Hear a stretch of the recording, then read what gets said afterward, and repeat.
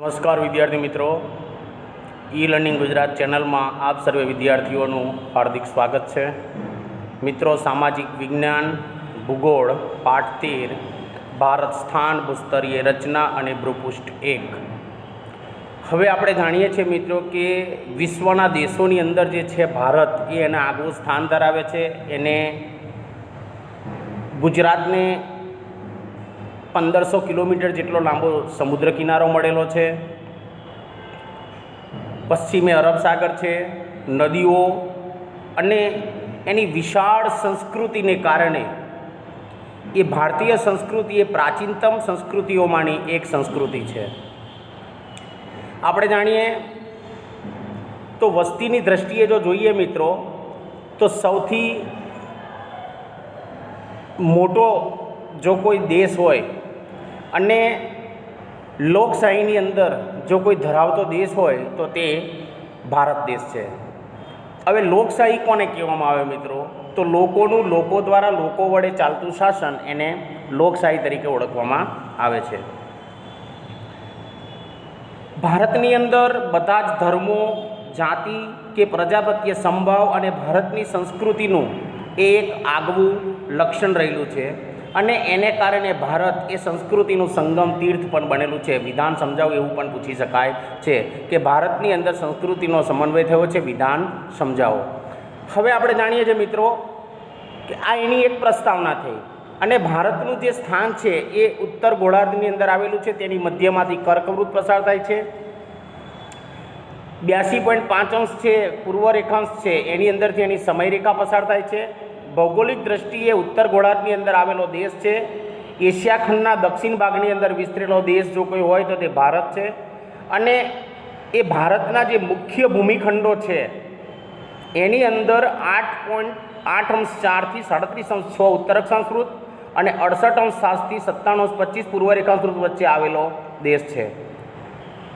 હવે ભારતને જે છે એ 23.30 ઉત્તર અક્ષાંશ પર આવેલો દેશ છે. કર્કવૃત્ત એ પસાર થાય છે ભારતની મધ્યમાંથી અને એ દેશને બે વિભાગોની અંદર વિભાજિત કરે છે, જેને ઉત્તરના ભાગને ઉત્તર ગોળાર્ધ અને દક્ષિણના ભાગને દક્ષિણ ગોળાર્ધ.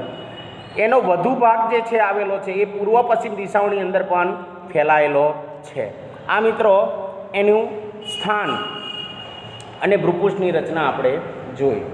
હવે મિત્રો આપણે જાણીએ તો વિશ્વના દેશોની અંદર જે ભારત છે, ભારત એક આગવું સ્થાન ધરાવે છે. એની અંદર મિત્રો જો જોઈએ તો ભારત એક વિશાળ દેશ છે. ભારતીય સંસ્કૃતિ એ સૌથી પ્રાચીન સંસ્કૃતિ છે અને વિશ્વની રીતે વસ્તીની દૃષ્ટિએ જોઈએ તો વિશ્વની અંદર સૌથી મોટી લોકશાહી ધરાવતો જો કોઈ દેશ હોય તો તે ભારત છે. ભારતીય સંસ્કૃતિની સમન્વયકારી ભાવનાઓને કારણે કોઈ પણ ધર્મ, જાતિ કે પ્રજાને એને તરછોડી નથી. કારણ કે ભારતની અંદર ઘણી બધી જાતિની જે પ્રજાઓ હતી એ પ્રજાઓ પોતાનો વેપાર કરવા માટે ભારતમાં આવી, પરંતુ એને કોઈને તરછોડી નથી. એને ભારતની સંસ્કૃતિની અંદર સમાવી દીધેલા છે. પરંતુ જે કાંઈ પ્રજા એ ભારતમાં આવી એ દરેક પ્રજાએ તેના માટે દ્વાર ખુલ્લા રાખી અને તેને આવકાર્યા છે. આમ સર્વધર્મ પ્રજા અને જાતિ પ્રત્યે સંભાવ એ ભારતની આગવી લાક્ષણિકતા પણ છે મિત્રો. તેથી ભારત એ સંસ્કૃતિઓનું સમન્વય તીર્થ બન્યું છે. કુદરતી અને માનવ સર્જિત અનેક આપત્તિઓ આવી છતાં હવે કુદરતી આપત્તિઓ મિત્રો કોને કહેવામાં આવે?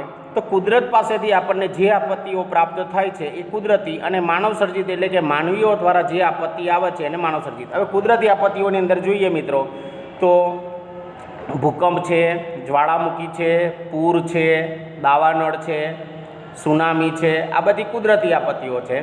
જ્યારે માનવ સર્જિત આપત્તિઓની વાત કરીએ મિત્રો તો માનવ સર્જિત આપત્તિઓ જે માનવી દ્વારા થતી જોવા મળે છે. જેમ કે ખનિજોની ખોદકામ માટે સૌથી વધારેમાં વધારે ઊંડાણપૂર્વક ખોદકામ કરવું જમીનનું, એને કારણે કેટલીક વખત ભેખડો ધસી પડવી, આ બધી આપત્તિઓ છે એ માનવ સર્જિત આપત્તિઓ છે. છતાં કુદરતી અને માનવ સર્જિત આપત્તિઓ ભારત ઉપર ઘણી બધી આવી હોવા છતાં ભારતે જે પોતાની પ્રગતિ અને વિકાસ એ અવિરતપણે ચાલુ રાખ્યા છે, એટલે કે એના વિકાસની અંદર કોઈ દિવસ રૂકાવટ આવી નથી. આ ઉપરાંત ભારતીય સંસ્કૃતિ, ઇન્ડિયન કલ્ચર, એનો વિકાસ, એનું ઘડતર, એની અંદર ભૌગોલિક પરિસ્થિતિએ પણ ખૂબ જ મહત્ત્વનો ભાગ ભજવ્યો છે. હવે એની અંદર છે ભારત, સ્થાન, કદ અને વિસ્તાર. આ ટૂંકનોટની અંદર મિત્રો પૂછી શકાય છે. તો અહીંયા આગળ એક સંકલ્પના આવે છે મિત્રો, પહેલી જ લીટીમાં છે ભૌગોલિક દ્રષ્ટિએ ભારત ઉત્તર ગોળાર્ધમાં આવેલો દેશ છે. હવે ગોળાર્ધ કોને કહેવામાં આવે? તો ગોળાર્ધ એટલે મિત્રો વિષુવવૃત્ત પૃથ્વીનું જે બે સરખા ભાગોની અંદર વિભાજન કરે છે તે દરેક ભાગ પૃથ્વીનો ગોળાર્ધ કહેવાય છે. વિષુવવૃત્તથી પૃથ્વીનું જે બે સરખા ભાગોની અંદર વિભાજન કરે છે એને ગોળાર્ધ તરીકે ઓળખવામાં આવે છે, જેમાં ઉત્તરનો ભાગને ઉત્તર ગોળાર્ધ અને દક્ષિણના ભાગને દક્ષિણ ગોળાર્ધ તરીકે ઓળખવામાં આવે છે. એટલે કે ઉત્તરે આવેલાને ઉત્તર ગોળાર્ધ અને દક્ષિણે આવેલાને દક્ષિણ ગોળાર્ધ. આ સંકલ્પના છે મિત્રો, 2 માર્ક્સની પૂછાય છે. એ એશિયા ખંડના દક્ષિણ ભાગની અંદર વિસ્તરેલો છે અને ભારતની અંદર જે મુખ્ય ભૂમિખંડો આવેલા છે, આ ભારતની અંદર જે ખંડો આવેલા છે એમાં ઓસ્ટ્રેલિયા છે, આફ્રિકા છે, ઉત્તર અમેરિકા, દક્ષિણ અમેરિકા, આ બધા જે ખંડો આવેલા છે એ ભૂમિખંડોનો વ્યાપ જે છે એ 8 અંશ 4 થી 37 અંશ 6 ઉત્તર અક્ષાંશ વૃત્ત અને 68 અંશ 7 થી 97 અંશ 25 પૂર્વ રેખાંશ વૃત્ત વચ્ચે એ ભારત દેશ આવેલો છે. અહીંયા આગળ જે છે મિત્રો અક્ષાંશ વૃત્ત અને રેખાંશ વૃત્ત. હવે અક્ષાંશ વૃત્તો કોને કહેવામાં આવે? તો પૃથ્વીની ના ગોળા ઉપર જે આડી રેખાઓ દોરવામાં આવે છે એને અક્ષાંશ વૃત્તો તરીકે ઓળખવામાં આવે છે, અને પૃથ્વીના ગોળા ઉપર ઉત્તર દક્ષિણ જે ઊભી રેખાઓ દોરવામાં આવે છે એને ઉત્તર ગોળાર્ધ તરીકે ઓળખવામાં આવે છે. એને અક્ષાંશ વૃત્તો અને રેખાંશ વૃત્તો, આડીને રેખાંશ વૃત્તો અને ઊભીને અક્ષાંશ વૃત્તો તરીકે ઓળખવામાં આવે છે. ભારતની મધ્યમાંથી કર્કવૃત્ત પસાર થાય છે, એટલે કે 23.30 અંશ, જેને 23.5 અંશ ઉત્તર અક્ષાંશ વૃત્ત તરીકે પણ ઓળખવામાં આવે છે. અને આ કર્કવૃત્ત જે છે એ ભારતને 2 ભાગોની અંદર વિભાજિત કરે છે.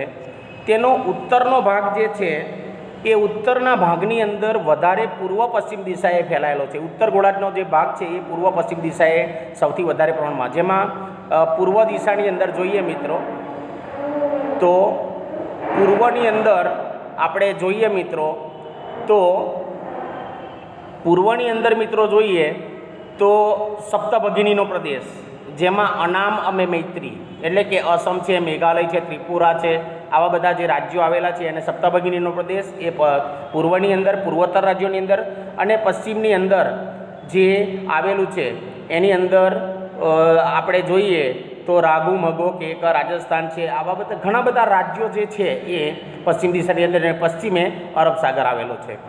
અહીં આ જે ભાગ છે તેની અંદર વિશાળ મેદાનો તથા હિમાલય પર્વત શ્રેણી પણ આવેલા છે. એટલે કે એક સિંધુ નદીએ બનાવેલું મેદાન છે તે, પછી ગંગા, યમુના, બ્રહ્મપુત્રાએ બનાવેલા મેદાનો છે તે, આ બધા પર્વત શ્રેણીના મેદાનો પણ એની અંદર આવેલા છે. કર્કવૃત્તથી દક્ષિણે આવેલું ક્ષેત્ર જે છે એ ત્રિકોણ આકાર ધરાવે છે, એટલે કે ડેલ્ટા પ્રદેશ, ઊંધો ત્રિકોણ, જેને આ જે ડેલ્ટા પ્રદેશ છે મિત્રો એને ઘણો બધો ફળદ્રુપ પણ હોય છે અને એ મેદાન પ્રદેશોની અંદર બનાવેલો જોવા મળે છે.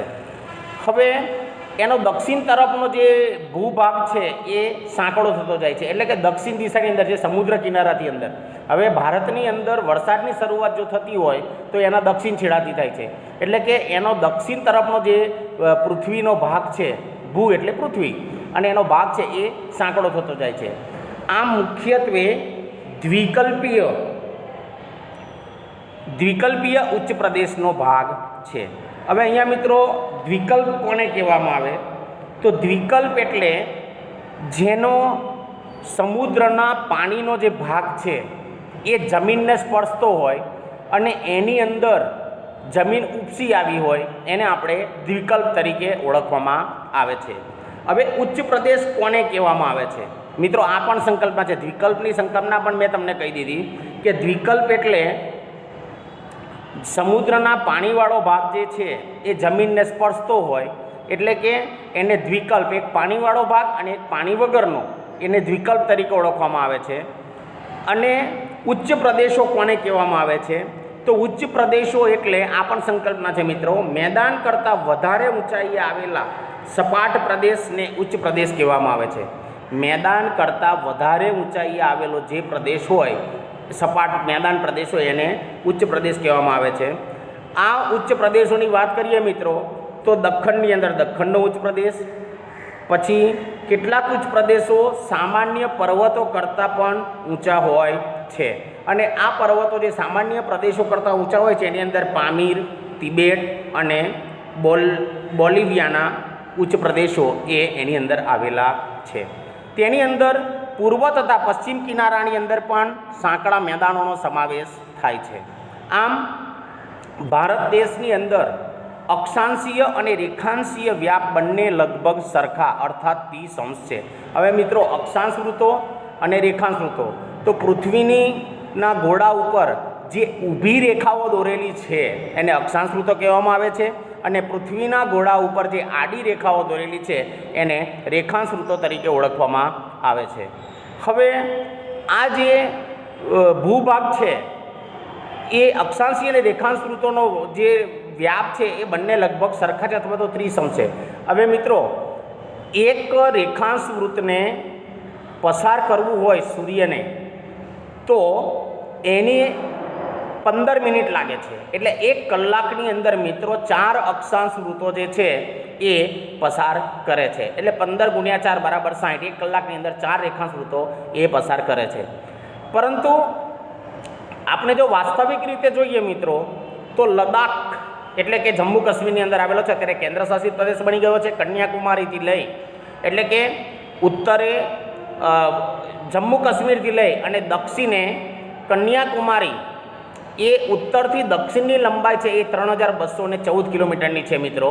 આ ખાલી જગ્યામાં પૂછી શકાય છે, વિકલ્પમાં પૂછી શકાય છે કે કન્યાકુમારીની લદ્દાખથી કન્યાકુમારી ઉત્તરથી દક્ષિણ લંબાઈ ખાલી જગ્યા કિલોમીટરની છે, 3214 કિલોમીટરની છે. પશ્ચિમે ગુજરાતથી શરૂ કરી અને પૂર્વે અરુણાચલ પ્રદેશ છે જે સપ્તભગિનીના પ્રદેશની અંદર આવેલું રાજ્ય છે. એટલે કે ગુજરાતથી શરૂ કરી અને પશ્ચિમે જે પૂર્વોત્તર રાજ્યો આવેલા છે, સપ્તભગિનીનો પ્રદેશ, 7 સિસ્ટર, એ અરુણાચલ પ્રદેશ સુધીનો વિસ્તાર છે એ 2933 કિલોમીટર છે. એટલે કે આમ લંબાઈ અને પહોળાઈ એ રીતે 2933 કિલોમીટરનો છે. અને આ એના રેખાંશીય તફાવતને કારણે તેના પૂર્વ તથા પશ્ચિમે આવેલા દૂરના સ્થળોના સ્થાનિક સમયમાં આશરે 2 કલાકનો તફાવત છે. હવે રેખાંશીય તફાવત જે છે, રેખાંશ વૃત્તો એટલે કે એક રેખાંશ વૃત્તને પસાર કરતાં 15 મિનિટ લાગે છે મિત્રો. એટલે કે એના દૂરના જે સ્થળો છે એ જે અરુણાચલ પ્રદેશ છે ને એવા જે પૂર્વોત્તર રાજ્યો આવેલા છે ટેકરીઓ ઉપર, એની અંદર 2 કલાક સમયનો આશરે તફાવત જોવા મળે છે. હવે મિત્રો સમયની બાબતમાં જોઈએ મિત્રો તો અલ્હાબાદની નજીકથી આપણી જે સમયરેખા છે મિત્રો એ 82.5 અંશ, જેને 82.30 અંશ તરીકે પણ ઓળખવામાં આવે છે, એ પૂર્વ રેખાંશ વૃત્તોની અંદરથી આ આપણી અલ્હાબાદ નજીકથી એ રેખા જે પ્રમાણ સમય રેખા છે એ નક્કી કરવામાં આવેલી છે. હવે મિત્રો પ્રમાણ સમયની અંદર પણ જોઈએ મિત્રો તો આંતરરાષ્ટ્રીય દિનાંતર રેખા જે છે એ આંતરરાષ્ટ્રીય દિનાંતર રેખા છે એ મિત્રો પેસેફિક મહાસાગરની અંદરથી પસાર કરવામાં આવેલી છે. અને પેસેફિક મહાસાગરની અંદરથી આ મિત્રો પસાર કરવામાં આવેલી છે એને કારણે આપણે જાણીએ અને જોઈએ તો મિત્રો એની અંદર જો એને મહાસાગરની જમીન ઉપરથી એને જો પસાર કરવામાં આવે તો એક જ દૂરના સ્થળો પર એક જ જગ્યાએ 2 દિવસ અને 2 તારીખ એ આવી જાય એવી સંભાવના હતી.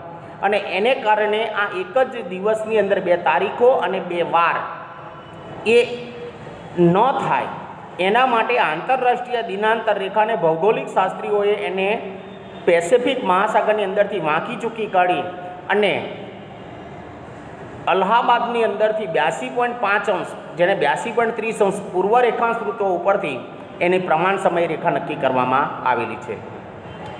અને મિત્રો બીજી એક વાત પણ તમને કહી દઉં કે આપણે જે આ રેખાંશ વૃત્તોની વાત કરીએ છીએ તો રેખાંશ વૃત્તોની અંદર મિત્રો જે આંતરરાષ્ટ્રીય દિનાંતર રેખા નક્કી કરવામાં આવેલી છે એમાં દર 4 વર્ષ પછી 5મા વર્ષે એક લીપ વર્ષ આવે છે, કારણ કે પૃથ્વીનો જે સમય છે મિત્રો, ભૌગોલિક સમય છે, એ સમય એક વર્ષની અંદર મિત્રો 6 કલાકનો વધે છે અને આ 6 કલાકનો સમય વધે છે એટલે દર 4 વર્ષે 6 × 4 બરાબર 24 કલાક થયા અને આ 24 કલાકને કારણે ફેબ્રુઆરી માસની અંદર દર 4 વર્ષ પછી 5મા વર્ષે એક લીપ વર્ષ પણ મૂકવામાં આવે છે. આ રીતે એના સમયને નક્કી કરવામાં આવેલો છે. હવે જે સમયે અરુણાચલ પ્રદેશના પૂર્વ ભાગની અંદર સૂર્યોદય થાય છે, અરુણાચલ પ્રદેશની અંદર સૌથી પહેલાં સૂર્યના કિરણો નીકળે છે મિત્રો, એ જ સમયે પશ્ચિમની અંદર ગુજરાત રાજ્યની અંદર હજુ રાત જે હોય છે એ બાકી હોય છે, એટલે કે અરુણાચલ પ્રદેશની અંદર સૌથી પહેલાં સૂર્યના કિરણો નીકળે છે. આમ ભારતની અંદર જે પ્રમાણ સમય રેખા છે એ 82.30° પૂર્વ રેખાંશ વૃત્ત છે. ખાલી જગ્યામાં વિકલ્પમાં પૂછી શકાય છે મિત્રો કે ભારતની પ્રમાણ સમય રેખા ખાલી જગ્યા પૂર્વ રેખાંશ વૃત્ત પરથી નક્કી કરવામાં આવેલી છે, જે 5 રાજ્યોમાંથી પસાર થાય છે. કેટલા રાજ્યોની અંદરથી? 5 રાજ્યોની અંદરથી આ પ્રમાણ સમય રેખા એ પસાર થાય છે અને તેનો સ્થાનિક સમય છે એ સમગ્ર ભારતના પ્રમાણ સમય તરીકે પણ એને ઓળખવામાં આવે છે. આ ઉપરાંત અહીંયા આગળ જુઓ મિત્રો કે ભારતનો જે પ્રમાણ સમય છે એ તમારા નકશાની અંદર મિત્રો આપેલો છે, જરા ધ્યાન રાખજો. હવે મિત્રો પ્રમાણ સમય એની પણ એક સંકલ્પના છે. પ્રમાણ સમય કોને કહેવામાં આવે છે? તો સમગ્ર દેશમાં કે બહુ વિશાળ દેશની અંદર ચોક્કસ વિભાગની અંદર, આખા દેશમાં અથવા તો વિશાળ દેશના ચોક્કસ વિભાગની અંદર તેના મધ્ય ભાગમાં કે મહત્ત્વના સ્થળનો સ્થાનિક સમય, મહત્ત્વના સ્થળનો જે સ્થાનિક સમય હોય તે દેશનો કે વિભાગના ને પ્રમાણ સમય તરીકે નક્કી કરેલો હોય છે. હવે આ સમગ્ર દેશની અંદર જે વિભાગના બધા સ્થળોને લાગુ પડે છે, એટલે કે જ્યાંથી પ્રમાણ સમય રેખા નક્કી કરવામાં આવેલી છે એ દેશના બધા સ્થળોને લાગુ પડે છે. ભારતની અંદર માત્ર એક જ પ્રમાણ સમય રેખા છે અને તે અલ્હાબાદ નજીકથી પસાર કરવામાં આવેલી છે, જ્યારે કેનેડા અને USA અમેરિકા જેવા દેશોની અંદર 6 પ્રમાણ સમય રેખાઓ તથા રશિયાની અંદર 11 પ્રમાણ સમય રેખાઓ નક્કી કરવામાં આવેલી છે. હવે મિત્રો દ્વિકલ્પ કોને કહેવામાં આવે છે? તો જેની બધી બાજુએ સમુદ્ર હોય કે સમુદ્રના પાણીથી ઘેરાયેલો હોય જમીનનો ભાગ, એવા ભૂપૃષ્ઠને દ્વીપ, ટાપુ કે બેટ કહેવામાં આવે છે, જેની અંદર મિત્રો ગુજરાતની અંદર દીવનો દ્વીપ આવેલો છે અને લક્ષદ્વીપ ટાપુઓ એ ભારતના નકશાની અંદર આપેલા છે, એ પણ એની અંદર આવેલો છે. હવે મિત્રો અહીંયા આપણે જોઈએ છીએ તો 68.7° પૂર્વ રેખાંશ વૃત્તો છે, જુઓ ત્યાંથી લઈ તમારા નકશાની અંદર જે આડી રેખા દોરેલી છે, જુઓ 2933 કિલોમીટર એવું લખેલું છે, ત્યાંથી લઈને 97.25 ત્યાં સુધીની જે રેખા છે એ ઉત્તર દક્ષિણનો જે આપણે પૂર્વ અને પશ્ચિમની જે લંબાઈ આપેલું છે, જેમાં અરુણાચલ પ્રદેશ છે, ગુજરાતથી લઈને અરુણાચલ પ્રદેશ સુધીનો વિસ્તાર છે એ 2933 કિલોમીટરનો છે. જ્યારે આપણે આગળ જોઈ ગયા એ પ્રમાણે જો ઉત્તરથી એટલે કે લદ્દાખ જે છે 37.6°, લદ્દાખનો જે વિસ્તાર છે આડી રેખા દોરેલી છે, જુઓ એમાં 3214 કિલોમીટર આપેલું છે, એનાથી 8°4 જે શ્રીલંકાની બાજુ સુધીની અંદર જે કન્યાકુમારી આવેલું છે એ કન્યાકુમારીની સુધીની લંબાઈ જે છે એ 3214 કિલોમીટરની છે. આમ ભારતનો જે મિત્રો કુલ વિસ્તાર છે એ 32.8 લાખ ચોરસ કિલોમીટર છે. અહીંયા મિત્રો ખાલી જગ્યાની અંદર પણ આ પૂછી શકાય છે. અને ક્ષેત્રફળની દ્રષ્ટિએ જોઈએ તો ભારત વિશ્વની અંદર 7મા ક્રમે આવેલો દેશ છે. ક્ષેત્રફળની દ્રષ્ટિએ ભારત વિશ્વની અંદર 7મા ક્રમે આવેલો દેશ છે. ભારત એ વિશ્વના ભૂમિભાગ ક્ષેત્રના, ભારત જે છે અહીંયા પણ ખાલી જગ્યા છે, ભારત એ વિશ્વના ભૂમિભાગ ક્ષેત્રની અંદર કેવળ ખાલી જગ્યા ટકા ભાગ ધરાવે છે, તો 2.42% જેટલો ભાગ ધરાવે છે. અને ભારત કરતાં વિશ્વના જે 6 દેશો છે એ ભારતથી મોટા છે. આ 6 દેશોની વાત કરીએ તો એમાં રશિયા છે, કેનેડા છે, USA છે, ચીન, બ્રાઝિલ અને ઓસ્ટ્રેલિયા છે. આ વિશ્વની અંદર ભારતથી મોટા દેશો છે. હવે આ વિશ્વથી મોટા દેશો છે, એના પછી ભારતનો જે ભૂમિભાગ છે એ એશિયા ખંડની દક્ષિણ તરફ આવેલો છે. મોટો ભાગ ક્યાં આવેલો છે? તો એશિયા ખંડની દક્ષિણમાં આવેલો છે. તેની ઉત્તરની અંદર ઊંચી પર્વત શ્રેણીઓ સેંકડો કિલોમીટર લંબાઈમાં પશ્ચિમથી પૂર્વ દિશામાં પથરાયેલી છે. એટલે કે જે અરવલ્લીની પર્વતમાળાઓ આવે છે એમાં સાપુતારા છે એને સહ્યાદ્રીની પર્વતમાળા મિત્રો કહેવામાં આવે છે, પરંતુ ઉત્તરે માઉન્ટ આબુથી લઈ પશ્ચિમે, બરાબર છે, એ માઉન્ટ આબુથી લઈ અને છેક દક્ષિણ સુધીની જે ઊંચી પર્વતમાળાઓ છે હિમાલય સુધીની, એને અરવલ્લીની પર્વતમાળાઓ તરીકે પણ ઓળખવામાં આવે છે. અને આ પર્વત શ્રેણીઓ છે એ સેંકડો કિલોમીટર લંબાઈની અંદર પશ્ચિમથી પૂર્વ દિશાની અંદર પથરાયેલી છે. એના કારણે તિબ્બત તથા ચીન સાથે આવન જાવન કેવળ ઊંચાઈ આવેલા પર્વતીય ઘાટ મારફતે શક્ય બને છે. એટલે તિબ્બત અને ચીનની અંદર જો જવું હોય તો જે પર્વતીય ઊંચાઈ વિસ્તારોની અંદર આવેલો જે ઘાટ છે એ ઘાટ મારફતે જ, એના ઘાટના રસ્તા મારફતે જ એની અંદર જઈ શકાય છે. હવે મિત્રો ઘાટ કોને કહેવામાં આવે છે? તો આ પણ એક સંકલ્પના છે કે પર્વતને ઓળંગીને, કોને ઓળંગીને? પર્વતને ઓળંગીને તેની આરપાર જવા માટે પહાડોની ખીણોનો માર્ગ જે છે એને ઘાટ તરીકે ઓળખવામાં આવે છે. આ ઘાટની વાત કરીએ તો મિત્રો થળઘાટ છે, બોરઘાટ છે, જેલાપેલા અને સિપકીલા આ વગેરે ઘાટો એની અંદર આવેલા છે. હવે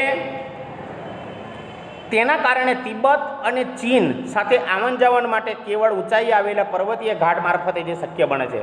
દક્ષિણની અંદર જે દ્વિકલ્પની પૂર્વમાં બંગાળાની ખાડી આવેલી છે મિત્રો, દ્વિકલ્પ, બરાબર છે. હવે દ્વિકલ્પ એટલે મિત્રો આગળ હું કહી ગયો છું કે જેની ત્રણેય બાજુ પાણી હોય ને વચમાં જમીનનો ભાગ ઉપસી આવ્યો અને એ જમીનનું એ સમુદ્રનું પાણી એને સ્પર્શતું હોય એને દ્વિકલ્પ તરીકે ઓળખવામાં આવે છે, જેમાં લક્ષદ્વીપ ટાપુઓ છે. આ પૂર્વે બંગાળાની ખાડી એ દ્વિકલ્પની પૂર્વમાં બંગાળાની ખાડી આવેલી છે. પશ્ચિમની અંદર અરબ સાગર આવેલો છે, દક્ષિણે હિન્દ મહાસાગર આવેલો છે, ખાલી જગ્યામાં પૂછી શકાય છે. અને આ સમુદ્રનો જળમાર્ગ તરીકે પણ ઉપયોગ થાય છે. જે જમીન માર્ગો આવેલા છે એ જમીન માર્ગો જે છે એ પર્વતીય અવરોધોથી ઘેરાયેલા હોય છે, છતાં ભારતે બહારથી આગમન થયેલા સાંસ્કૃતિક તત્વોને સ્વીકારે છે. ભારતની અંદર જે બહારથી આવેલી પ્રજાઓ હતી આ એની અંદર આપણે જોઈએ તો અંગ્રેજો છે, ફ્રેન્ચો છે, પોર્ટુગીઝો છે, પછી ડચ, હૂન, આવી ઘણી બધી જાતિના લોકો જે ભારતની અંદર આવ્યા એ બહારથી આવીને આગમન થયેલા સાંસ્કૃતિક તત્વોનો એમને પણ સ્વીકાર કર્યો છે અને એ લોકો પણ ભારતીય સમાજની અંદર ભળી ગયેલા છે. આ નકશાની અંદર છે મિત્રો એ ભારતનું વ્યૂહાત્મક સ્થાન છે, જેની અંદર તમે જુઓ છો તો ઓસ્ટ્રેલિયા ખંડ છે ત્યાં સુધી આપણે વિસ્તરેલા છીએ, બરાબર. એની અંદર પણ રસ્તો જઈ શકાય છે. આ રીતે જળમાર્ગ જે છે, લક્ષદ્વીપ ટાપુઓ છે, ખંભાત, ભારતની અંદર લક્ષદ્વીપ ટાપુઓ આવેલા છે, ત્યાંથી પણ આપણે જળમાર્ગ માર્ગે અલગ અલગ જે 6 મોટા દેશો છે ભારતના, ભારત કરતાં 6 મોટા દેશો છે જેની અંદર મેં તમને કહ્યું હતું હમણાં કે રશિયા, કેનેડા, USA, ચીન, બ્રાઝિલ અને ઓસ્ટ્રેલિયા, એ માર્ગે પણ આપણે જઈ શકીએ છીએ. ભારતની અંદર પૂર્વ ગોળાર્ધની અંદર ભારત જે છે એ મૌકાનું સ્થાન ધરાવે છે, કારણ કે પૂર્વ ગોળાર્ધની અંદર એ ઘણી બધી નદીઓ પણ આવેલી છે, જેમ કે ગંગા, યમુના, બ્રહ્મપુત્રા, એ પૂર્વે બંગાળાની ખાડીને મળે છે અને તેનું વ્યૂહાત્મક મહત્ત્વ એ પણ પૂર્વ ગોળાર્ધની અંદર એ ખૂબ જ મહત્ત્વનું છે. પ્રાચીન કાળની અંદર પરસ્પર એકબીજા સાથેના સંબંધો વિકસાવવાની અંદર જે સમુદ્રો હતા એ સમુદ્રોનું મહત્ત્વનું યોગદાન રહ્યું છે. હવે આ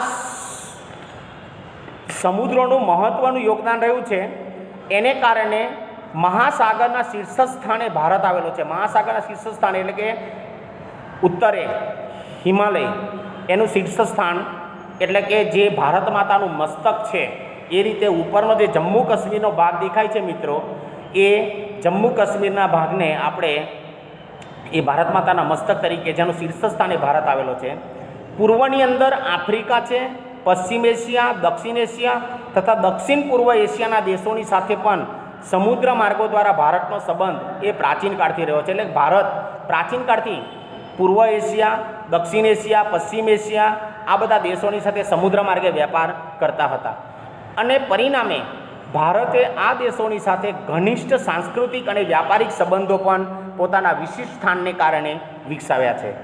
હિન્દ મહાસાગરની અંદર પણ કોઈપણ દેશની તટીય સીમા, તટીય એટલે કે કિનારાની સીમા એ ભારત જેવી નથી. બીજા કોઈ પણ દેશ પાસે જે કિનારાના પ્રદેશની અંદર મેદાનો આવેલા છે એ મેદાનો જેવી જે દિશા છે એ બીજા એક પણ દેશ પાસે નથી.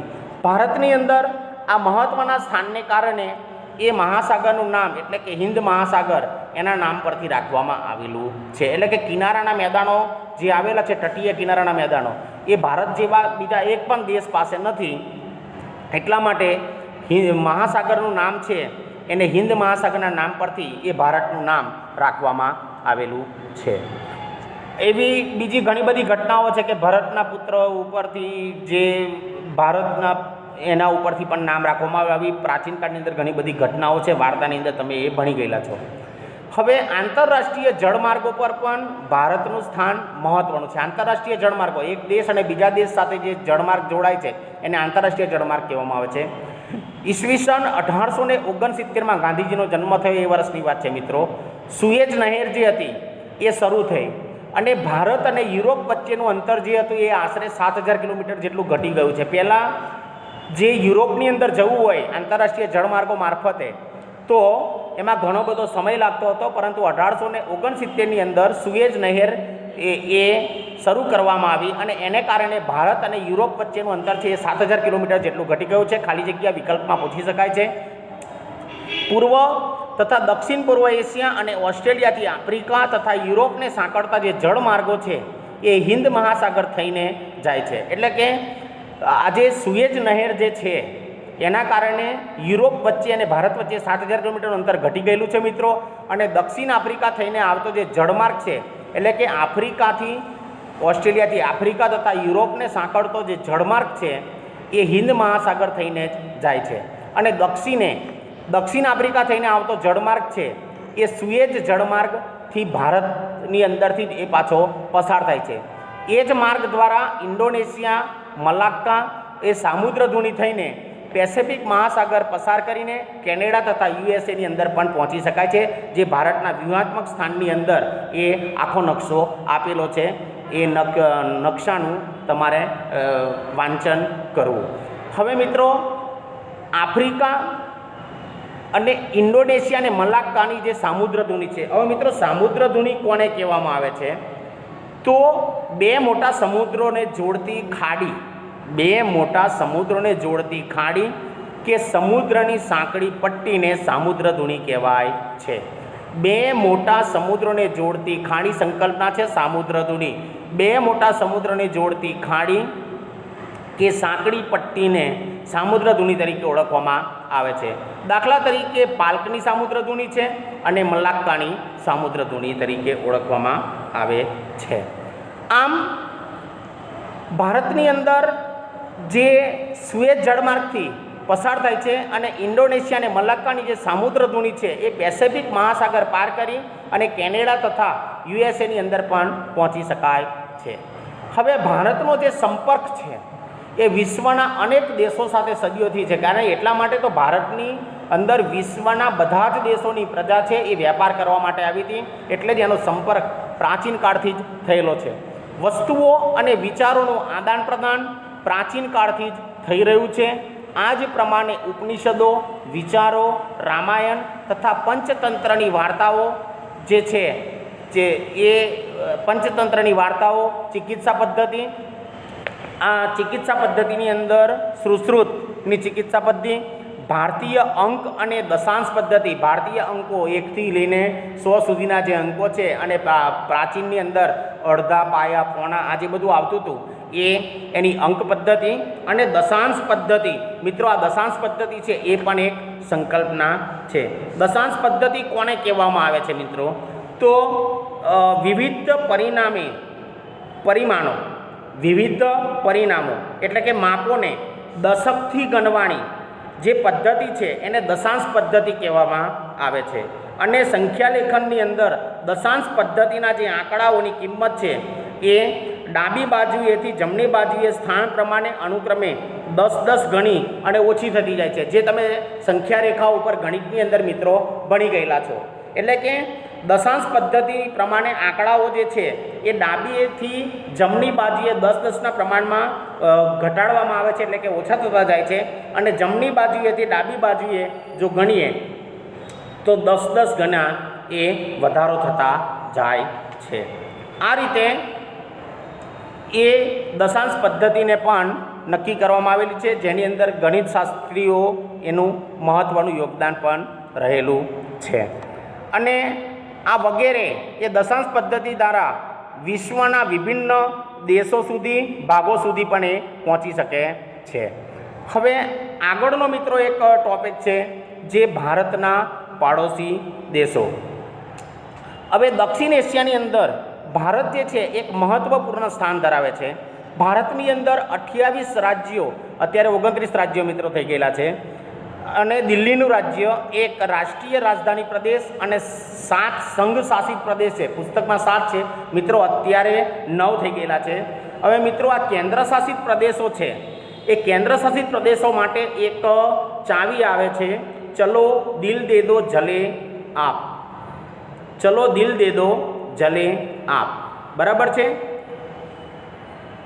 હવે આ જે છે ચલો દિલ દે દો જલે આપ, ચથી ચંદીગઢ, લથી લક્ષદ્વીપ, પછી દીથી દિલ, દીવથી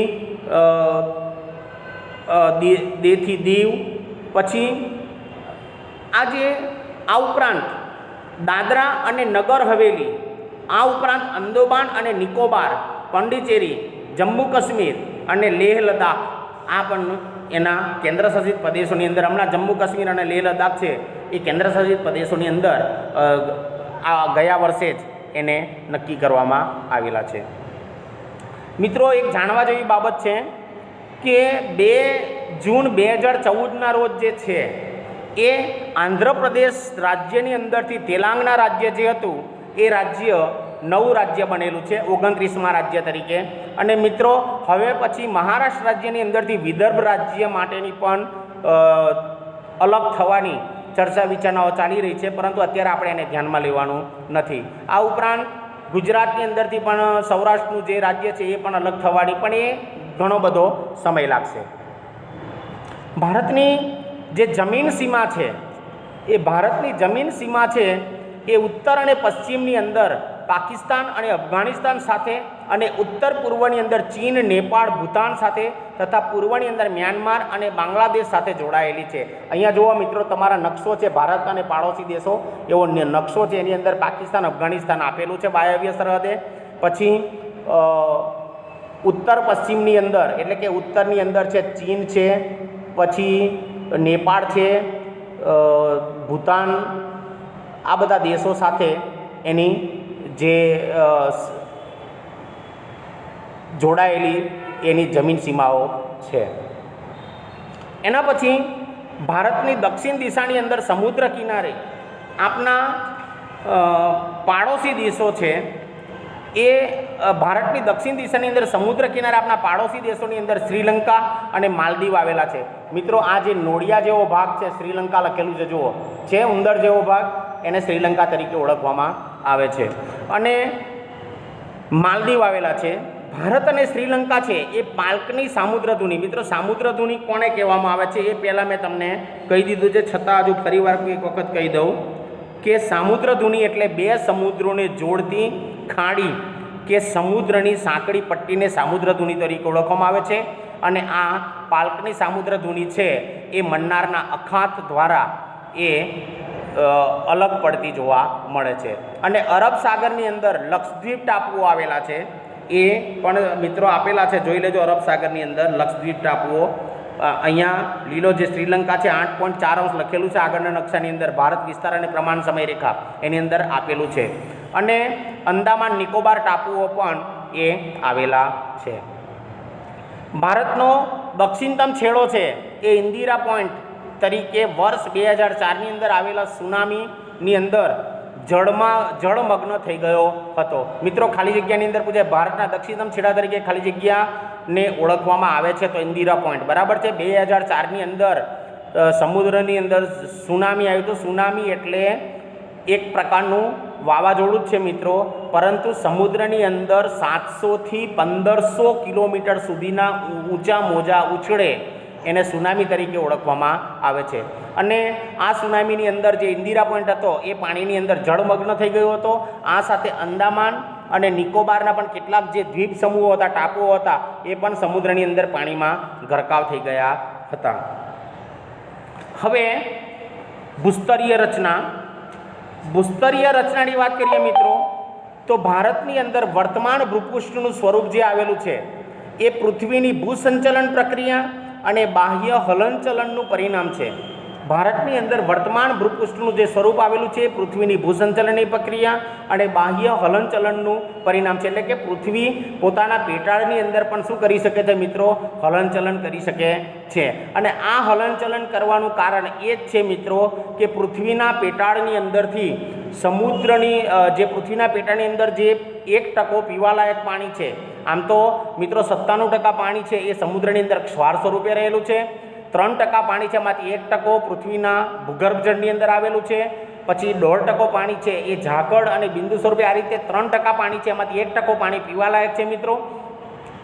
અને આ 1% પાણી છે એ પૃથ્વીના પેટાળની અંદરથી બોર કૂવા દ્વારા મિત્રો મનુષ્યએ પીવા માટેનો ઉપયોગ કરેલો છે. એટલે પૃથ્વીના પેટાળની અંદર મિત્રો આખું પોલાણ થઈ ગયેલું છે.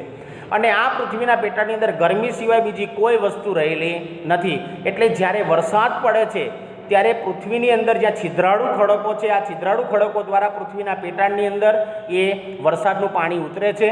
એ વરસાદનું પાણી એ પૃથ્વીના પેટાળની અંદર રહેલી ગરમી સાથે ભળે છે. અને ગરમી સાથે ભળતા મિત્રો એ પાણી ગરમ થાય છે, એની વરાળ બને છે. અને વરાળની અંદર એને સૌથી પ્રમાણમાં રોકાવા માટે જગ્યા જોઈએ છે, એટલે આગળ દબાણ કરે છે. અને જ્યાં છિદ્રાળુ ખડકો કે નરમ ખડકો આવે છે ત્યાં આગળ એ છિદ્રાળુ ખડકો દ્વારા એ ફાટી નીકળે છે. અને એ ફાટી નીકળતા પૃથ્વીના પેટાળનું એક હલનચલન થાય છે. અને આ હલનચલન જે છે એ પૃથ્વીની ભૂસંચલનીય પ્રક્રિયાને કારણે મિત્રો થાય છે. અને આ પરિબળો જે હોય છે એમાં જ્વાળામુખી આવે કે ભૂકંપ આવે, જેમાં 2001ની અંદર 26 જાન્યુઆરી 2001ની અંદર જે ભૂકંપ થયો હતો એ કચ્છની અંદર એ ખૂબ જ વિનાશક પણ હતો. અને એની રચનાત્મક અસર પણ એની અંદર જોવા મળે છે. પૃથ્વીની રચના છે એના વિશેની જાણકારી એ ખૂબ જ રોચક છે. પૃથ્વીનો જે ઉપરનો પોપડો છે તેની નીચે રહેલા એસ્થેનોસ્ફિયરના અર્ધદ્રવિત ખડકો ઉપર તરી રહ્યો છે. હવે પૃથ્વીના પેટાળની અંદરથી મિત્રો બધું જ પાણી ખેંચી લીધું છે પીવા માટે. એટલે પૃથ્વીના પેટાળમાં ગરમી છે ને એની અંદર જ્યારે કોઈ પણ પ્રકારની એટલે ગરમીને કારણે પૃથ્વીના પેટાળની અંદર જે એસ્થેનોસ્ફિયરનો અર્ધદ્રવિત એટલે કે અડધો ખડક છે ને અડધો દ્રવ્ય એટલે કે પ્રવાહી સ્વરૂપમાં છે એ ખડકોનો પોપડો જે છે એ તરી રહ્યો છે. ને એની અંદર વરસાદનું પાણી જ્યારે ઉમેરાય છે મિત્રો ત્યારે એની ગરમી બને છે અને એને પણ ઓગાળી નાખે છે.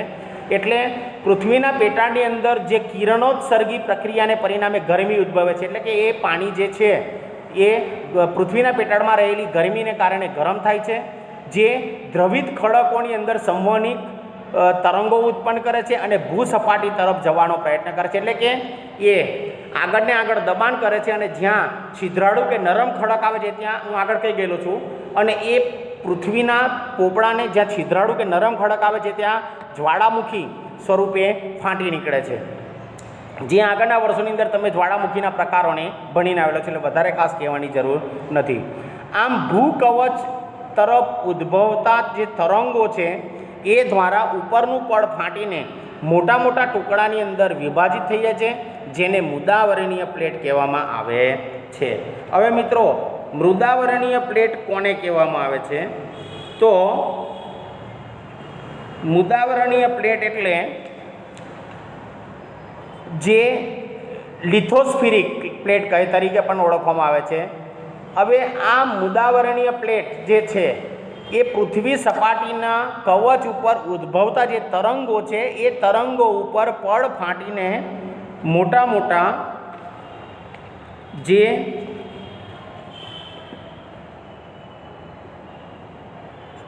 ટુકડાની અંદર એ વિભાજિત થઈ જાય છે, જેને મુદાવરણીય પ્લેટ, લિથોસ્ફિરિક પ્લેટ તરીકે પણ ઓળખવામાં આવે છે. આવી મુખ્ય 7 ભૂસંચલનીય પ્લેટો, જેને તકતીઓ તરીકે પણ ઓળખવામાં આવે છે, કે અહીંયા છે કે મુખ્ય ભૂસંચલનીય પ્લેટો કેટલી છે, કઈ કઈ, આવો 2 માર્ક્સનો પ્રશ્ન પૂછી શકાય છે. જેની અંદર એક પેસિફિક પ્લેટ છે, ઉત્તર અમેરિકન પ્લેટ છે, દક્ષિણ અમેરિકન પ્લેટ છે, યુરેશિયન પ્લેટ છે, આફ્રિકન પ્લેટ છે, ઇન્ડો ઓસ્ટ્રેલિયન પ્લેટ છે અને એન્ટાર્કટિકા પ્લેટ છે. આ એન્ટાર્કટિકા છે એ ખૂબ જ ઠંડા પ્રદેશની અંદર આવેલી છે અને ત્યાં 6 મહિનાની રાત્રિ અને 6 મહિનાનો દિવસ એન્ટાર્કટિકા ખંડની અંદર જોવા મળે છે. જ્યારે અભિસારી પ્લેટ, મિત્રો આ પણ સંકલ્પનાની અંદર પૂછી શકાય છે. કેટલીક જગ્યાએ મુદાવરણીય પ્લેટો જે છે, કેટલીક જગ્યાએ જે મુદાવરણીય પ્લેટો છે એ એકબીજાથી અલગ અથવા દૂર થઈ રહી છે. આ પ્લેટો અપસારી પ્લેટો તરીકે ઓળખવામાં આવે છે અને અપસરણની ક્રિયાથી એ ભૂપૃષ્ઠનો જે છે એ સ્તરભંગ થાય છે. હવે અપસારી પ્લેટ કોને કહેવામાં આવે છે? તો જે પ્લેટો એકબીજાથી દૂર ખસી જાય અથવા તો દૂર થઈ રહી છે તેને અપસારી પ્લેટ તરીકે ઓળખવામાં આવે છે. અપસારી પ્લેટ સંકલ્પના કેટલીક જગ્યાએ મુદાવરણીય પ્લેટો જે છે એ એકબીજાથી અલગ થાય છે. જુઓ અહીંયા તમારા 13.5 ભૂસંચલનીય તકતીઓ પ્લેટ્સ એવું કહ્યું છે, એની અંદર એક ડાબી બાજુ અને એક જમણી બાજુ એ પોતે ખસે છે.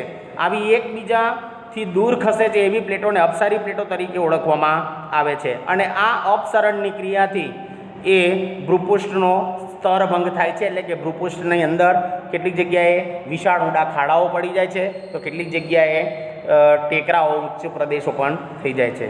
એના પછી મિત્રો અભિસારી પ્લેટ છે. અભિસારી પ્લેટ કોને કહેવામાં આવે છે? તો કેટલીક જગ્યાએ મુદાવરણીય પ્લેટો એકબીજાથી નજીક આવે છે. જુઓ આ એકબીજાની અંદર શું થાય છે? નજીક આવે છે અને એ નજીક આવે છે ત્યારે આ પ્લેટોને અભિસારી પ્લેટો તરીકે ઓળખવામાં આવે છે. જે પ્લેટો એકબીજાથી નજીક આવતી હોય તેને અભિસારી પ્લેટ કહેવામાં આવે છે અને જે પ્લેટો એકબીજાથી દૂર ખસતી હોય એને અપસારી પ્લેટ તરીકે ઓળખવામાં આવે છે. એટલે કે અભિસારી પ્લેટ અને અપસારી પ્લેટ વચ્ચેનો તફાવત સમજાવો તો એની અંદર આ મિત્રો કહેવાનું, બરાબર છે, એ લખી શકાય. 2 માર્ક 2 મુદ્દાની અંદર એનો તફાવત આપવાનો હોય છે.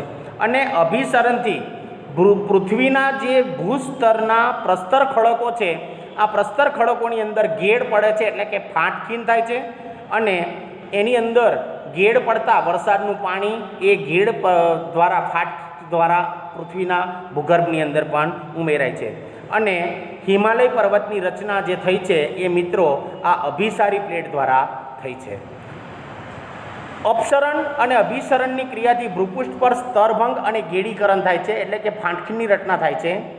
આ પ્લેટની ગતિવિધિઓ થકી લાખો વર્ષો દરમિયાન ભૂમિખંડોના જે આકારો અને સ્થાનફેર પણ થયા છે, એટલે કે ભૂમિના આકારોની અંદર પણ સ્થાનફેર થયેલો જોવા મળે છે. એકબીજાથી વિપરીત દિશાની અંદર જે પ્લેટ ખસી જાય છે, આ પરસ્પર પ્રતિક્રિયા જ પૃથ્વીની બધી ભૂકંપીય અને જ્વાળામુખીય ક્રિયાઓ માટે જવાબદાર છે. એટલે કે અપસારી પ્લેટ છે એકબીજાથી દૂર ખસી જાય છે, એને કારણે જ ભૂકંપ અને જ્વાળામુખીની ક્રિયાઓ જવાબદાર છે. અપસારી પ્લેટને કારણે જ ભૂકંપ અને જ્વાળામુખીની ક્રિયાઓ જવાબદાર છે. અને સરકતી કે ખસતી આ પ્લેટો એકબીજા સાથે ટકરાઈ રહી છે, એટલે કે જે પ્લેટો એકબીજાની નજીક આવે છે અને ટકરાય છે અને એને કારણે જે પર્વતનું નિર્માણ બને છે એને પ્લેટોને એકબીજાથી દૂર ખસે છે. ત્યાં ભૂમિખંડો અને મહાસાગરોની અંદર ફાટોનું નિર્માણ થાય છે અને જ્યાં એકબીજાની અંદર પ્લેટો એકબીજાની સાથે અથડાય છે અથવા તો નજીક આવે છે ત્યાં હિમાલય પર્વત જેવા પર્વતનું પણ ઉદ્ભવ થયેલો છે. એ આ અભિસારી પ્લેટના કારણે થયેલો છે મિત્રો. હવે આ પ્લેટો છે એ ભૂમિખંડોની અંદર નિરંતર ખસતા રહે છે અને આ પ્રકારની પ્લેટોને રૂપાંતરિત પ્લેટો તરીકે ઓળખવામાં આવે છે. જે પ્લેટો ભૂમિખંડોની અંદર નિરંતર ખસતી રહેતી હોય આવી પ્લેટોને રૂપાંતરિત પ્લેટો તરીકે ઓળખવામાં આવે છે. એટલે જુઓ, એક વિરુદ્ધ દિશામાં બંને ખસતી રહે છે. આવી પ્લેટોને રૂપાંતરિત પ્લેટો તરીકે ઓળખવામાં આવે છે. આ મુખ્ય ભૂસ્તરીય પ્લેટો છે, જે 7 છે એ આગળ કહી ગયેલો છું એ છે. ભારત જે છે એ કરોડો વર્ષ પહેલાં ગોંડવાના લેન્ડ, આ પણ મિત્રો એક સંકલ્પના છે કે ગોંડવાના લેન્ડ એક દેશ હતો, બરાબર છે. એટલે કે વિરાટ ભૂખંડ એટલે કે વિરાટ ભૂમિખંડોની અંદર પેંજિયાનું પ્રથમ વિભાજન થયું અને છૂટા પડેલો જે વિશાળ પ્રદેશ હતો, છૂટા પડેલા જે વિશાળ ખંડો પૈકી દક્ષિણ ગોળાર્ધની અંદર આવેલા ખંડને ભૂસ્તર શાસ્ત્રીઓ જે કહે છે એ ગોંડવાના લેન્ડ નામ આપ્યું છે. ગોંડવાના લેન્ડ એ શું હતો? તો વિરાટ ભૂમિખંડ હતો મિત્રો. અને પ્રથમ એ ભૂમિખંડની અંદર અપસારી અને અભિસારી પ્લેટને રૂપાંતરિત પ્લેટોને કારણે એ છૂટો પડ્યો અને બે વિશાળ ખંડો પૈકી જે દક્ષિણ ગોળાર્ધની અંદર આવેલો ખંડ છે એ ખંડને ભૂસ્તર શાસ્ત્રીઓ ગોંડવાના લેન્ડ તરીકે પણ ઓળખવામાં આવે છે. અને આ ગોંડવાના લેન્ડની અંદર દક્ષિણ અમેરિકા, આફ્રિકા, ઓસ્ટ્રેલિયા અને એન્ટાર્કટિકાનો સમાવેશ થાય છે. અને મિત્રો આ જે ગોંડવાના લેન્ડ છે એ વિશાળ ભૂમિખંડની અંદર દક્ષિણ અમેરિકા, આફ્રિકા, ઓસ્ટ્રેલિયા, એન્ટાર્કટિકાનો ખંડનો સમાવેશ થતો હતો. કાળક્રમે આ ગોંડવાના લેન્ડ જે દેશ હતો એ અલગ થઈને ઇન્ડો ઓસ્ટ્રેલિયન પ્લેટ જે હતી એ ધીમે ધીમે ઉત્તર તરફ સરકવા લાગી અને ઉત્તર તરફ સરકવા લાગતા એ ખસવા લાગી ઉત્તર હિમાલયની દિશાએ. અને ઉત્તર ગોળાર્ધની અંદર ઘણી મોટી જે યુરેશિયન પ્લેટો હતી, બરાબર છે, અભિસારીને જે બધી પ્લેટો છે એમાંનું એક નામ છે મિત્રો. અને એ યુરેશિયન પ્લેટો હતી એની સાથે લગભગ 5 કરોડ વર્ષ પહેલાં આ ટકરાય. એટલે કે જે મિત્રો આગળ આપણે જોઈ ગયા કે અભિસારી પ્લેટો છે એ એકબીજા સાથે ટકરાવવાનું કામ કરે છે, નજીક આવે છે. અને એ અભિસારી પ્લેટોની અંદર જેને યુરેશિયન પ્લેટ તરીકે ઓળખવામાં આવે છે, કરોડો વર્ષ પહેલાં એની સાથે ટકરાય એવું માનવામાં આવે છે. અને એને કારણે ઇન્ડો ઓસ્ટ્રેલિયન પ્લેટ અને યુરેશિયન પ્લેટના ટકરાવ પછી જે તેથીસ સમુદ્ર હતો એ તેથીસ સમુદ્રની અંદરથી યુરેશિયન પ્લેટો જે ઉત્તર ગોળાર્ધની ઘણી મોટી જે પ્લેટો હતી કરોડો વર્ષ પહેલાં ટકાઈ એમાંથી હિમાલય પર્વત શ્રેણી આજે જે વિશાળ ઉત્તુંગ પર્વત છે એનું નિર્માણ પણ થયેલું છે. હિમાલય પર્વત શ્રેણી જે છે એ દક્ષિણે એક વિશાળ ખીણ બની જેની અંદર સમય જતાં હિમાલય પર્વતમાળા છે એ સૌથી વિશાળ અને ઊંચી પર્વતમાળા છે. અને સમય જતાં ઉત્તર દક્ષિણથી જે વહેતી નદીઓ છે, ઉત્તરની અંદરથી મિત્રો જોઈએ તો હવે ઉત્તરની નદીઓ છે તો ઉત્તર ભારતની નદીઓ છે એની અંદર મિત્રો જોઈએ તો ગ ય બ્રહ્મસી, ગથી ગંગા, યથી યમુના, સથી સિંધુ અને બથી બ્રહ્મ, ગ ય બ્રહ્મસી, બરાબર, ગંગા, યમુના, બ્રહ્મપુત્રા, સિંધુ. એમાં ગંગા, યમુના અને બ્રહ્મપુત્રા એ પૂર્વે બંગાળાની ખાણીને મળે છે અને એ એના વિશાળ મેદાનો પણ બનાવે છે જેને ડેલ્ટા પ્રદેશ તરીકે ઓળખવામાં આવે છે. જ્યારે પશ્ચિમે અરબ સાગરને મળતી જે નદી છે એ સિંધુ નદી છે જે પાકિસ્તાનની અંદર થઈ અને પૂર્વે પશ્ચિમે અરબ સાગરને મળે છે. અને એને પણ ભારતની અંદર અને એમાંય જે વાયવ્ય સરહદોની અંદર સિંધુ નદીએ પણ વિશાળ મેદાન પ્રદેશો બનાવેલા છે. અને એ પાણીના પ્રશ્ન માટે ભારત અને પાકિસ્તાન અલગ થયા પછી એના માટે બંને રાષ્ટ્રો વચ્ચે પાણીના સંબંધે કરાર પણ થયેલા જોવા મળે છે. હવે ઉત્તર દક્ષિણથી વહેતી નદીઓ જે છે એમાં જો ઉત્તરની નદીઓ તો ગ ય બ્રહ્મસી, ગંગા, યમુના, બ્રહ્મપુત્રા, સિંધુ. અને દક્ષિણ ભારતની નદીઓ નમતા, ગોકૃ, કાતુ, નર્મદા, મહી, તાપી, ગોદાવરી, કૃષ્ણા, કાવેરી ને તુંગભદ્રા. એમાં નર્મદા, મહી અને તાપી નદીઓ છે એ મિત્રો પશ્ચિમે અરબ સાગરને મળે છે. બાકી નર્મદા, મહી, તાપી, પછી ગોદાવરી, કૃષ્ણા, કાવેરી ને તુંગભદ્રા છે એ પૂર્વે બંગાળાની ખાડીને મળે છે. આ રીતે હિમાલય અને દ્વિકલ્પ હું આગળ કહી ગયેલો છું મિત્રો સંકલ્પના, છતાં એકવાર હજુ સમજી લઈએ કે દ્વિકલ્પ એટલે જે સમુદ્રનું પાણી જે છે એ વચ્ચે આવેલો જે ભૂમિભાગ ઉપસી આવેલો છે એને પરસતું હોય એને દ્વિકલ્પ તરીકે ઓળખવામાં આવેલો છે. ઉચ્ચ પ્રદેશ વિશે જે મેદાન પ્રદેશો કરતાં ઊંચો હોય એને ઉચ્ચ પ્રદેશ તરીકે. અને એ દ્વિકલ્પીય અને ઉચ્ચ પ્રદેશની વચ્ચે અત્યારે જે ગંગાનો મેદાની પ્રદેશ બન્યો છે એ દ્વિકલ્પીય ઉચ્ચ પ્રદેશના ઉત્તર પશ્ચિમ ભાગની અંદર એક વિસ્તૃત જ્વાળામુખી પ્રસ્ફોટન થયું હતું, એટલે કે વિસ્તૃત જ્વાળામુખી ફાટ્યો હતો. અને જ્વાળામુખી ફાટવા માટેની આગળ હું બધી જ માહિતી બોલી ગયેલો છું મિત્રો, એને ધ્યાનપૂર્વક સાંભળવી. અને એ જ્વાળામુખી ફાટ્યો એને કારણે ઉચ્ચ પ્રદેશનો જે પશ્ચિમ ભાગ છે, એ ઉચ્ચ પ્રદેશનો પશ્ચિમ ભાગ છે એ તૂટીને નિમજે. એટલે કે જ્યારે જ્વાળામુખી ફાટે છે ત્યારે મિત્રો જળ ત્યાં સ્થળ થાય છે અને સ્થળ ત્યાં જળ થાય છે. એટલે કે અત્યારે જે આ વિશાળ સમુદ્રો આવેલા છે, જેમાં 97% સમુદ્રનો ક્ષારવાળું પાણી આવેલું છે, એ પહેલાં એક ભૂમિ ભાગ જ હતો, પરંતુ પૃથ્વીની અંદરથી જે દ્વિકલ્પીય ઉચ્ચ પ્રદેશો બનેલા છે અને પૃથ્વીની અંદર જે કેટલીક પ્લેટો અને જ્વાળામુખી ફાટવાને કારણે ત્યાં વિશાળ ઊંડા ખાડા પડી ગયા અને એ ખાડાઓની અંદર વરસાદનું પાણી ભરાતા આજે સમુદ્રની રચનાઓ પણ થયેલી જોવા મળે છે. એટલે કે દ્વિકલ્પીય ઉચ્ચ પ્રદેશની અંદર જે પશ્ચિમ ભાગની અંદર એક વિસ્તૃત જ્વાળામુખી પ્રસ્ફોટન થયું, જેથી ઉચ્ચ પ્રદેશનો પશ્ચિમ ભાગ જે છે એ તૂટીને નિમજ્જિત થઈ ગયો, એટલે કે ગરકાવ થઈ ગયો પાણીમાં.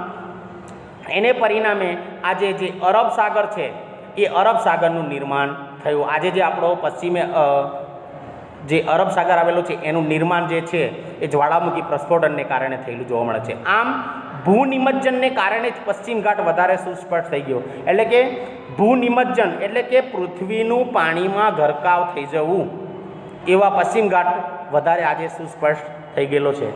આમ ભારતીય ભૂખંડની અંદર અનેક વિવિધતાઓ જોવા મળે છે.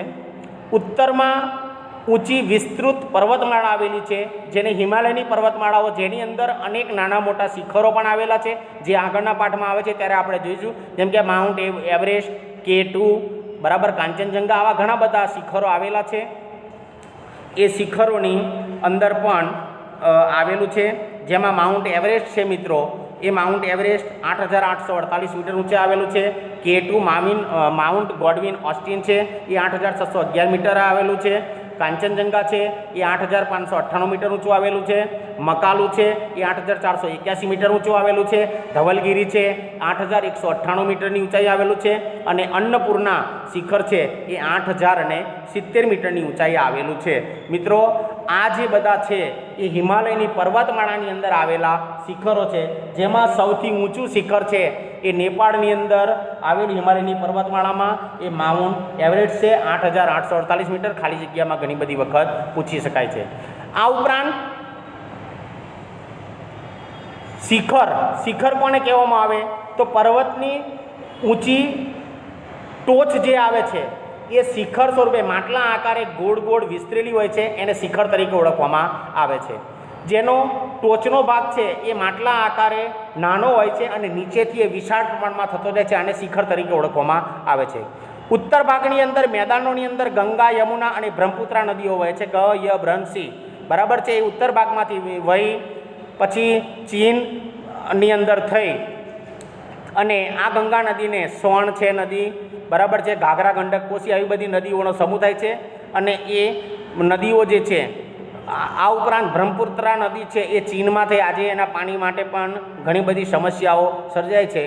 અને એ પશ્ચિમે અરબ સાગરને મળે છે, પૂર્વે બંગાળાની ખાણીને મળે છે. અને આ ગંગા, યમુના અને બ્રહ્મપુત્રા નદીઓના કાંપથી જે મેદાનો રચાયા છે એ દક્ષિણનો દ્વિકલ્પીય પ્રદેશ એ પ્રાચીનતમ છે. હવે દક્ષિણનો દ્વિકલ્પીય પ્રદેશ છે એ પ્રાચીન છે, જેની અંદર મેદાન પ્રદેશો બનાવેલા છે અને ડેલ્ટા પ્રદેશ જે ફળદ્રુપ કાંપના મેદાનો તરીકે ઓળખવામાં આવે છે. આમ દક્ષિણ ભારતની અંદર જે ઉચ્ચ પ્રદેશની બે દ્વાર સ્વરૂપો આવેલી છે, પૂર્વ અને પશ્ચિમ છેડો, પૂર્વે બંગાળાની ખાડી, પશ્ચિમે અરબ સાગર, એની ઉપર જે તટીય એટલે કે કિનારાના મેદાનો આવેલા છે. આમ ભારત એ વૈવિધ્યસભર ભૂપૃષ્ઠ ધરાવે છે. વિધાન સમજાવો. તો ભારત એ વૈવિધ્યસભર ભૂપૃષ્ઠ ધરાવવાનું કારણ છે કે મિત્રો ઉત્તરની અંદર ગંગા, યમુના અને બ્રહ્મપુત્રા નદીએ અને સિંધુ નદીએ એ મેદાનો બનાવેલા છે. આ ઉપરાંત એનો દક્ષિણતમ છેડો જે છે એ દ્વિકલ્પીય પ્રદેશ એનો પ્રાચીનતમ છે અને એને ઉચ્ચ પ્રદેશને કારણે પૂર્વ અને પશ્ચિમ છેડાના એવા બે તટીય એટલે કે કિનારાના મેદાનોની રચના કરે છે. આ માટે ભારત એ વૈવિધ્યસભર ભૂપૃષ્ઠ ધરાવે છે. મિત્રો જો તમને આ ચેનલ ગમી હોય તો એને લાઈક કરો અને તમારા મિત્રોને શેર કરો, એવી શુભેચ્છા સહ નમસ્કાર. ઇતિ શુભમ ભવતુ. પાઠનું જે સ્વાધ્યાય છે એ સ્વાધ્યાયના પ્રશ્નના ઉત્તરો લખવા અને પાકા કરવા. આપણે બધી જ વિકલ્પો, સંકલ્પના વ્યવસ્થિત રીતે એની ચર્ચા વિચારણા કરેલી છે અને એને પૂર્ણ કરવી. નમસ્કાર.